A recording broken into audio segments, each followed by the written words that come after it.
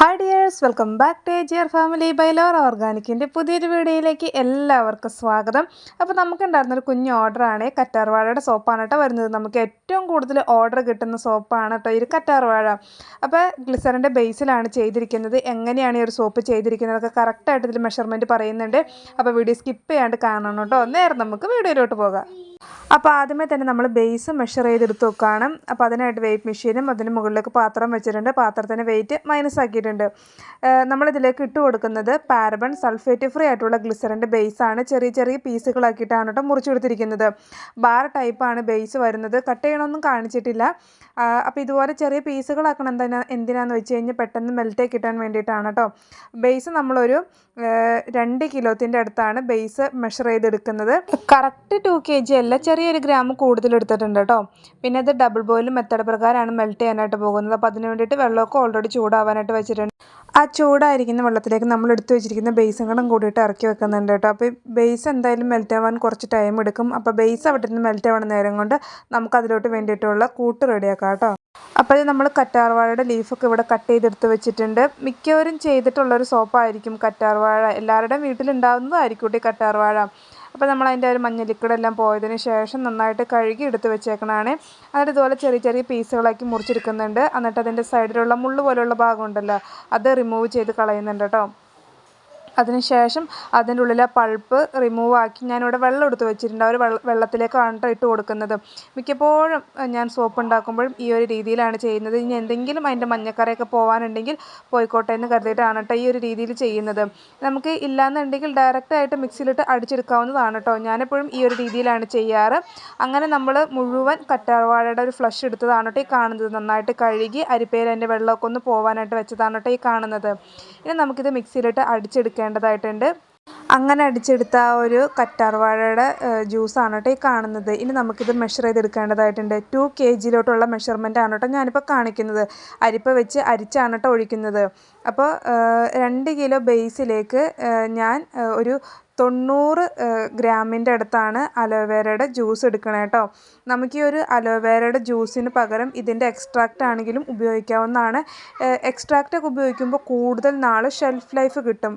Fresh ആയിട്ടുള്ള ജ്യൂസൊക്കെ വെച്ചിട്ട് ചെയ്യുമ്പോൾ ഷെൽഫ് ലൈഫ് കുറവായിരിക്കും. ഞാൻ എപ്പോൾ സോപ്പ് ഉണ്ടാക്കിയാലും ഈ ഒരു ഫ്രഷ് ആയിട്ടുള്ള ജ്യൂസ് വെച്ചാണ് ചെയ്യാറ്. നമ്മൾ തുടക്കം മുതൽ ഈ നാൾ വരെയും നമുക്ക് ഏറ്റവും കൂടുതൽ ഓർഡർ കിട്ടുന്ന ഒരേ ഒരു സോപ്പ് കറ്റാർവാഴയുടെ സോപ്പാണ്. പിന്നെ അത് കഴിഞ്ഞിട്ട് വരുന്നത് ആര്യവേപ്പ്, നാൽപ്പാമരാതി, മഞ്ചിഷ്ടയൊക്കെയാണ്. നമ്മുടെ ഫസ്റ്റ് നമ്പർ 1 സോപ്പ് എന്ന് പറയുന്നത് കറ്റാർവാഴയാണ് കേട്ടോ.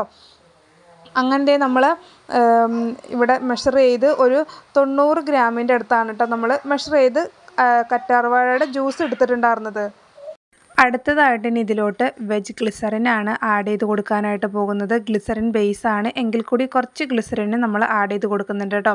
ഗ്ലിസറിൻ ഒരു 6 ഗ്രാമിൻ്റെ അടുത്താണ് ആഡ് ചെയ്ത് കൊടുത്തിട്ടുണ്ടായിരുന്നത്. ഞാൻ എപ്പോൾ സോപ്പ് ഉണ്ടാക്കിയാലും ഗ്ലിസറിൻ ആഡ് ചെയ്ത് കൊടുക്കാറുണ്ട്.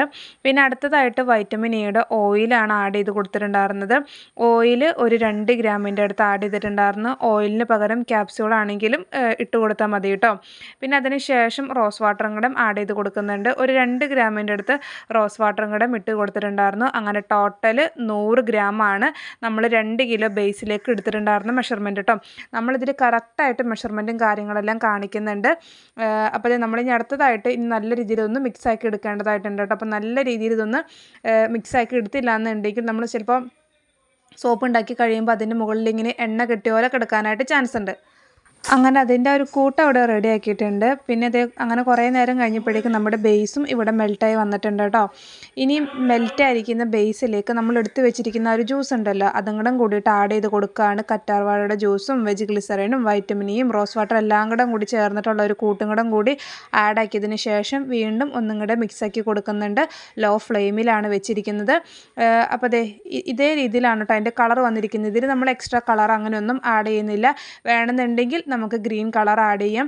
പിന്നെ ഇതിലേക്ക് ഇപ്പോൾ ആഡ് ചെയ്ത് കൊടുക്കുന്നത് അലോവേരയുടെ ഫ്രാഗ്രൻസ് ആണ്. ഒരു 50 ml ഫ്രാഗ്രൻസും കൂടെ ആഡ് ചെയ്ത് കൊടുക്കുന്നുണ്ട് കേട്ടോ. നമ്മളെടുക്കുന്ന ഫ്രാഗ്രൻസ് അതിൻ്റെ കമ്പനിക്കനുസരിച്ച് ചേർക്കുന്ന അളവിലും വ്യത്യാസം വരും. ഞാനിപ്പോൾ ഇതിലോട്ടൊരു 50 ml ആണ് ഫ്രാഗ്രൻസ് ചേർത്തിട്ടുണ്ടായിരുന്നത്. എപ്പോഴും സോപ്പ് ഉണ്ടാക്കുമ്പോൾ അലോവേരയുടെ ഫ്രാഗ്രൻസ് തന്നെയാണ് കേട്ടോ ചേർക്കാറ്. അപ്പോൾ നമ്മുടെ കസ്റ്റമർക്കും ആ ഒരു ഫ്രാഗ്രൻസ് തന്നെയാണ് ഇപ്പോൾ ഇഷ്ടം.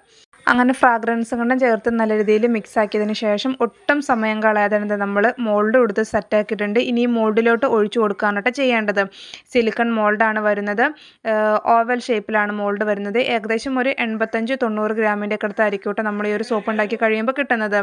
അങ്ങനെ നമ്മളിത് എല്ലാ ഷേപ്പിലായിട്ടും ഇതുപോലെ ഒഴിച്ചു കൊടുക്കുന്നുണ്ട്. കൂടുതൽ കൂട്ടുകാരും ചോദിക്കുന്ന ഒരു കാര്യമാണ്, നമ്മളിപ്പോൾ ഈ സിലിക്കൺ മോൾഡ് ആയതുകൊണ്ട് അത് ഉരുകി പോകാനായിട്ട് ചാൻസ് ഉണ്ടോ, അല്ലെങ്കിൽ ഇത് സെറ്റ് ആവാനായിട്ട് വേറെ എന്തെങ്കിലും പ്രത്യേകിച്ച് ചെയ്യുന്നുണ്ടോ എന്നൊക്കെ ചോദിക്കാറുണ്ട്. നമ്മൾ സെറ്റ് ആവാനായിട്ട് അങ്ങനെ പ്രത്യേകിച്ചൊന്നും ചെയ്യുന്നൊന്നുമില്ല. റൂം ടെമ്പറേച്ചറിൽ വെച്ചാൽ മതിയാകും.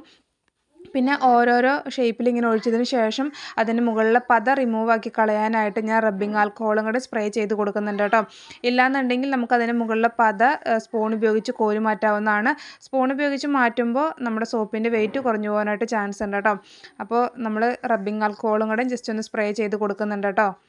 പിന്നെ ചില കൂട്ടുകാർ പറയുന്നതാണ്, ചേച്ചി ഞങ്ങൾ സോപ്പ് ഉണ്ടാക്കി കഴിഞ്ഞിട്ട് തീരെ കട്ടിയില്ല, പതയില്ല, പെട്ടെന്ന് അലിഞ്ഞു പോകണോ എന്നൊക്കെ. അപ്പോൾ നമ്മൾ എടുക്കുന്ന ബേസിൻ്റെ ക്വാളിറ്റിയും അതുപോലെ തന്നെ എടുക്കുന്ന മെഷർമെൻറ്റൊക്കെ അനുസരിച്ചിരിക്കും കേട്ടോ നമ്മുടെ സോപ്പ് എങ്ങനെ ഇരിക്കും എന്നുള്ളത്. അങ്ങനത്തെ നമ്മൾ ഓരോരോ ഷേപ്പിലായിട്ട് ഒഴിച്ചു കൊടുത്തിട്ടുണ്ട്. 50 ഗ്രാമിൻ്റെ മോൾഡിലും ഒഴിച്ചിട്ടുണ്ടായിരുന്നു കേട്ടോ. പിന്നെ ഇത് ഏകദേശം ഒരു 3 മണിക്കൂറിൻ്റെ ഒക്കെ അടുത്ത് സെറ്റ് ആവാനായിട്ട് വെക്കുന്നുണ്ട്. 3 മണിക്കൂറൊന്നും വേണ്ട, അതിനുള്ളിൽ തന്നെ സെറ്റായി കിട്ടുന്നതായിരിക്കും. അപ്പോൾ ഞാൻ എപ്പോഴും സോപ്പ് ഉണ്ടാക്കുമ്പോൾ ഒരു 3 മണിക്കൂർ കഴിഞ്ഞതിന് ശേഷമാണ് അൺമോൾഡ് ചെയ്യാറ്. പിന്നെ എന്തായാലും ഒരു 3 മണിക്കൂർ കഴിഞ്ഞതിന് ശേഷം കാണിച്ചു തരാം കേട്ടോ നമ്മുടെ സോപ്പ് എങ്ങനെയാണ് ഇരിക്കണമെന്നുള്ളത്. ഇത് സോപ്പ് സെറ്റായതിന് ശേഷമുള്ളതാണ് കേട്ടോ ഈ കാണുന്നത്. അപ്പോൾ നമുക്ക് ഓരോരോ സോപ്പായിട്ട് അൺമോൾഡ് ചെയ്ത് നോക്കാം എങ്ങനെയാണ് നമ്മുടെ സോപ്പ് കിട്ടിയേക്കണതെന്ന് കാണിച്ചു തരാം കേട്ടോ. അപ്പോൾ അത് നമുക്ക് ഓരോരോ സോപ്പുകളായിട്ട് അൺമോൾഡ് ചെയ്യാം. നമുക്ക് വേണമെന്നുണ്ടെങ്കിൽ ഈ ഒരു കളറിന് പകരം ഗ്രീൻ കളർ ആഡ് ചെയ്ത് കഴിഞ്ഞാൽ ആ ഒരു ഗ്രീൻ കളറിൽ കറ്റാർവാഴ സോപ്പാക്കി എടുക്കാവുന്നതാണ് കേട്ടോ.